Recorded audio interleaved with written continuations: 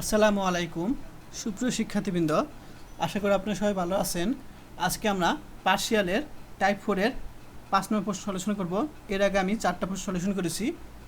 তো এটা তোমাদের ন্যাশনাল বোর্ডে 2019 সালে চলে আসছে, খুবই ইজি।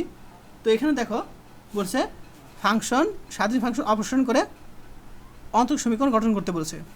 এই ফাংশনটা অপারেশন করে, তো এখানে যেহেতু ডান পক্ষ অংশটা কি আছে, একটা অংশ আছে, তাই আমাদের নিয়ম কি জানি যে একবার এক্স সাপেক্ষে অন্তরীণ করবো, একবার ওয়াই সাপেক্ষে অন্তরীণ করবো, তাহলে আমরা কি পেয়ে যাব অ্যান্সারটা।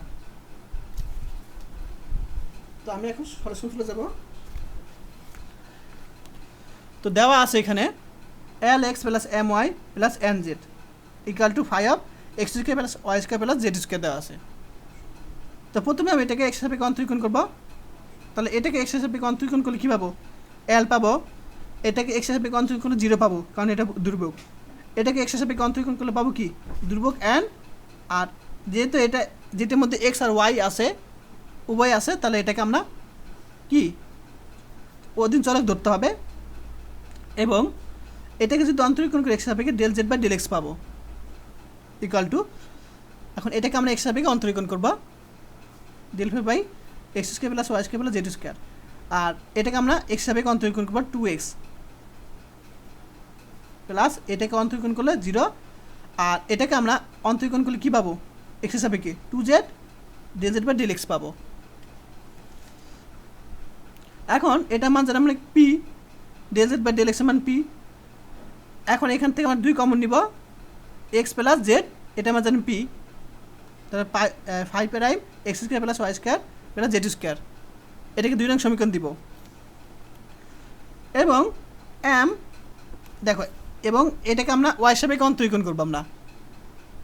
তাহলে ওয়াই সাপেক্ষে এটাকে অন্তরীকরণ করলে দেখো এখানে ওয়াই যুক্ত অংশ নেই, অর্থাৎ দুর্ভোগ এটা।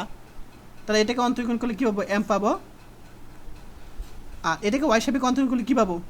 এন তো দুর্ভোগ আছে সামনে, তাহলে ডেল জেড বা ডেল এন পাবো। আর এটাকে আমরা ওয়াই সাপেক্ষে অন্তরীকরণ করবো। এখন এটাকে যদি ওয়াই সাপেক্ষে অন্তরীকরণ 0 পাবো, 0 লিখলাম না। এটাকে ওয়াই সাপেক্ষে অন্তরীকরণ করলে 2y পাবো। এটাকে ওয়াই সাপেক্ষে অন্তরীকরণ করলে 2z ডেল জেড বা ডেল ওয়াই পাবো। আর এটা মান আমরা কিউ, আর এখানে 2 কম নিব, ওয়াই প্লাস জেড, এটা আমাদের আমরা কিউ জানি, ঠিক আছে। 5 x square plus Y square plus Z square লিখতে পারি।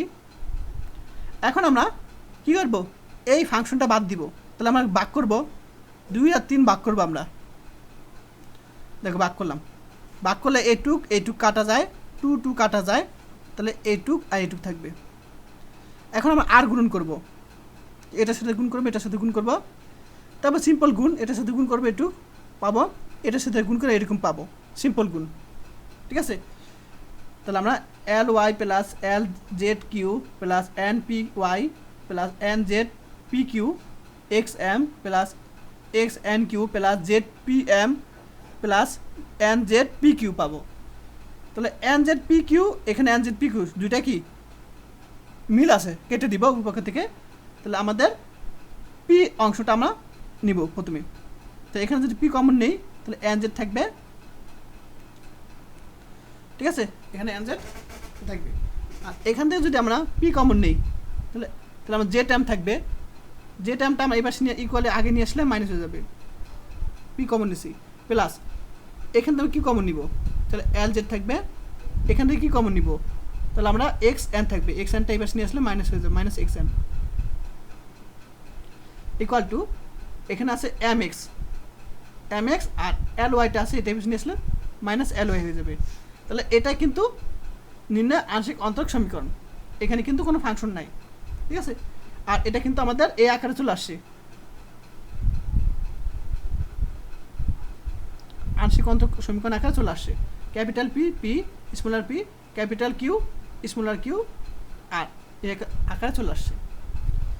আশা করি সবাই বুঝতে পারছো। তো যদি বুঝে থাকে অবশ্যই কমেন্ট করে জানাবে।